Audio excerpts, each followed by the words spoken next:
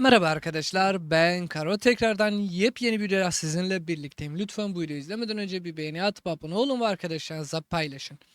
Bugün yani 1,5 aydır koçluk yaptığım hesabı inceleyeceğiz ve bakalım bu hesabın ardında neler var neler yok. Yani bu hesaplardan koçluk yaptığımız şeylerden amacı budur. Ufak bir hata yapmamak ya büyük bir hata yapmamak ya yaptı ise bunları döndürmektir arkadaşlar. O yüzden bu hesap bakalım 43 günde neler yapmış ve neler yapmamış. İlk başında size böyle bir şey söyleyeyim. Hesabın sahibi kendisi güzel bir yatırım yapmıştır. Ancak yatırımı da iyi değerlendirmek gerçekten önemli. Birçok kişi çok fazlasıyla yatırım yapıyor ama bu tarz şekilde yapamazlar.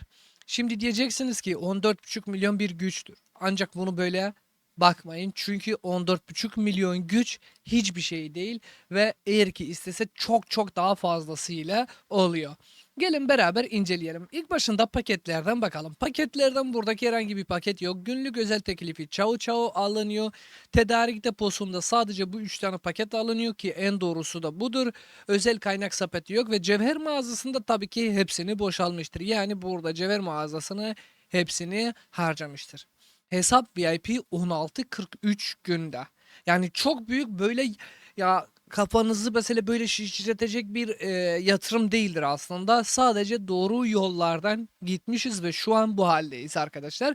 43 günde VIP 16 yani hesap zaten şu an istese de istemese de ilerideki zamanlardan çok güzel gidiyor. Niye? Çünkü ekipman malzeme tercih sandığı, malzeme üretim hızı, eylem puan, iyileştirme kaynak maliyeti ve her şeyi alınmıştır. Yani bundan sonrası daha hızlı bir şekilde bile VIP 17 oluyor. Onu da size söylemek istiyorum. Hesap şu an Kore medeniyetinden. Kore medeniyeti ne içindir arkadaşlar? Araştırma hızını %3 artırıyor. Yani artık binalarımız, inşalarımızdan işimiz bitmiştir ve Kore'ye gitmiştir ki daha fazla bir şekilde yani araştırma hızlı bir şekilde bitirsin. Gördüğünüz gibi yani hesap her ne kadar da güçlü olursa hesap herhangi bir şekilde bir savaşa girmemiştir. Bunu da size söylemek istiyorum. Yine de tekrardan söyleyeyim. Eğer ki siz de hesap incelemek istersiniz veya koçluk yapmak istersiniz, tabii ki yani bu ücrete tabi. Instagram'da bana ulaşabilirsiniz. Size yardımcı olacağım. Yine de beğeni atmayı ve abone olmayı unutmayalım.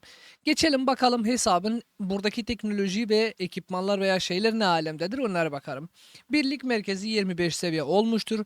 Burada belediye bina 25 seviyedir. Hastanelerimiz zaten burada biraz hastanelerimiz geridedir şu an. Onları da yavaş yavaş yapacağız. Ancak şu an bir tık daha hızlı bir şekilde bu iki hastanımızı da güçlendireceğiz ki arkadaşlar bu hastaneler bizim hastane kapasitemizi yükselecekler ve 133K ile çok daha fazlasıyla gidiyoruz. İki tanemiz şu an 24 seviye ve 23 seviye. Ancak bunları zaten arkadaşı 3 seviye, buradaki gördüğünüz gibi 3 seviye 3 seviye, bunları da hızlı bir şekilde bitireceğiz. Sadece tabii ki belediye binaya odaklı gittik. Belediye binaya odaklı gitme sebebimiz de daha hızlı bir şekilde akademi 24 seviye ve birlik merkezi 25 seviye yapmamızdı ki bunlardan boş boşuna yani hızlandırma gitmesin arkadaşlar. Bunu da size söylemek istiyorum.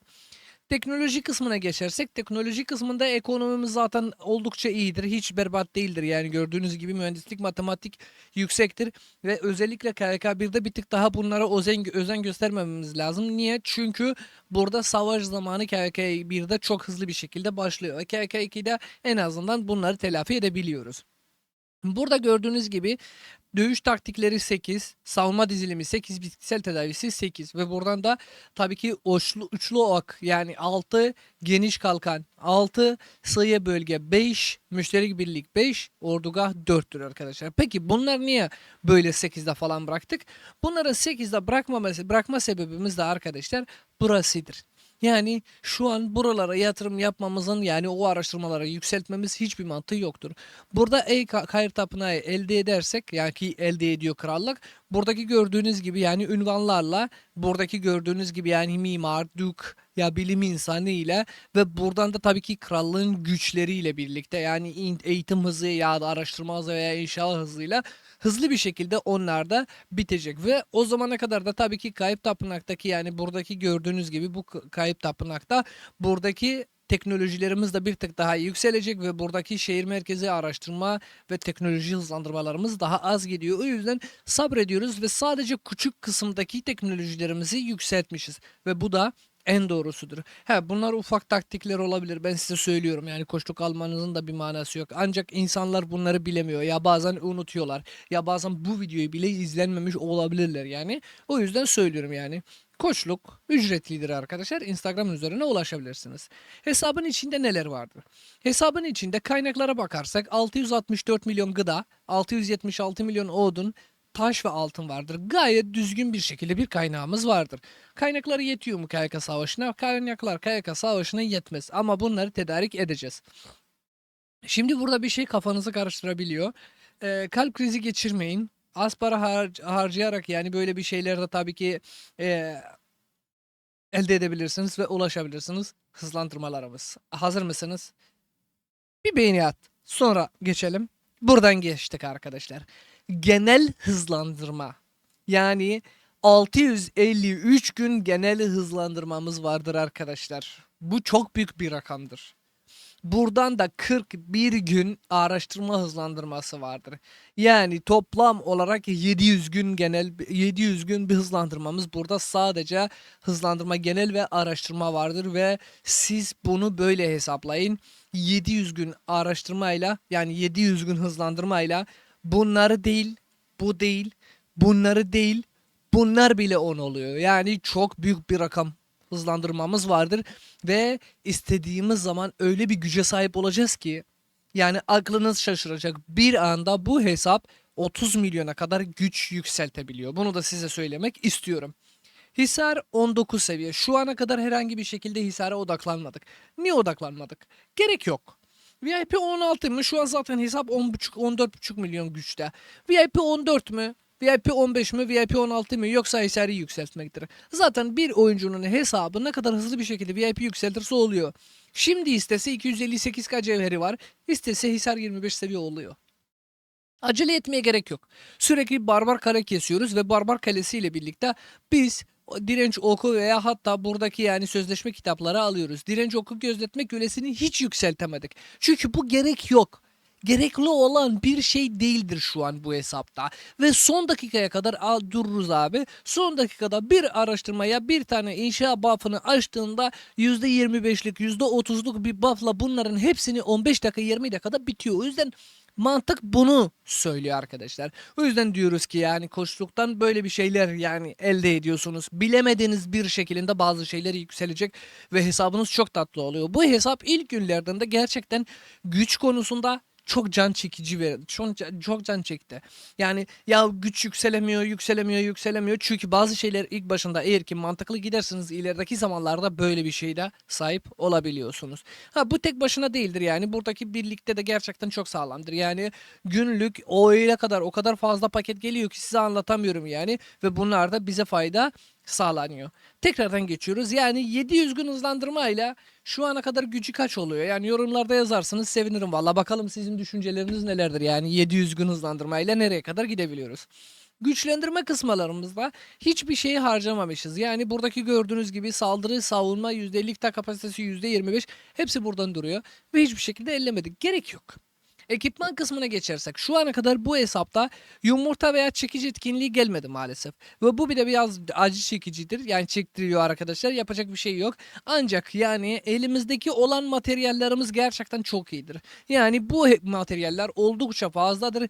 Bir yumurta etkinliği ve bir çekici etkinliği geldiğinde bu hesap zaten oldukça fazlasıyla ekipman kısmına şişecek. Yani okçu ekipmanlarımız çünkü bu hesap okçu oynuyor, süvari oynuyor. Okçu ekipmanlarımız ve süvari ekipmanlarımız farklı bir şeye ve farklı bir dengeye gidecekler. Yani bunu da size rahatlıkla söyleyebiliyorum arkadaşlar. O yüzden bunu da asla ve asla yani unutmayın ve ya hesabın ekipmanları düşüktür. Hesabın ekipmanları hiç düşük değildir. Buradaki materyal her gün 2 tane mavi geliyor. O da farklı bir şeydir. Buradaki direkt buralara geçersek burada iyi bir akım akbuz ve akış ikisi vardır ve eylem puanı da oldukça fazladır.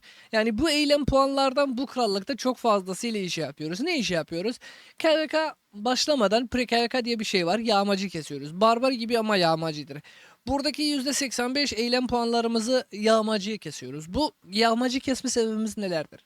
Amacı kesme sebebimiz de biz buradan sözleşme kitabı fazlasıyla yani cevher verebiliyoruz. Ancak canımızı acıtacak bir şey olursa gözletme külesi. Bunu söylemiyoruz tabii ki.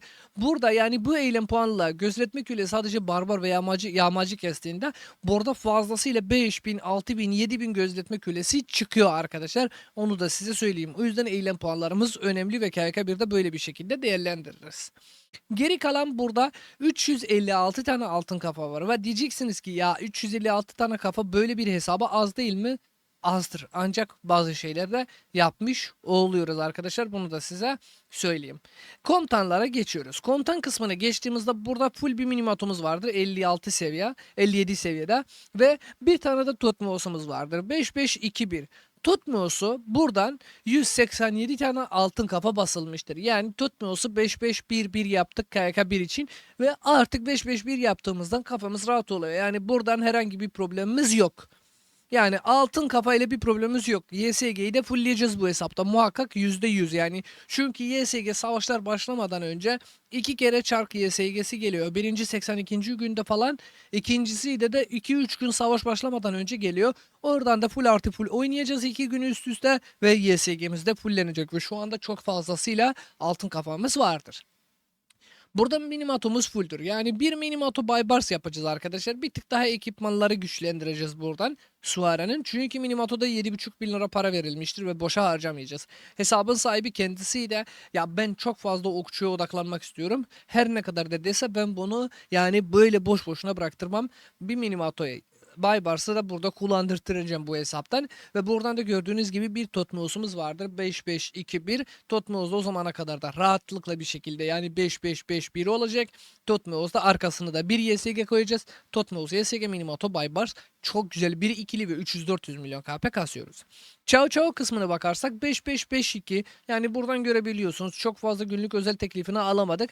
Ancak bundan sonrası alıyoruz çünkü bu komutanı fullleyeceğiz ve fulllediğimiz anda da artık diğer komutanlarımıza geçeceğiz.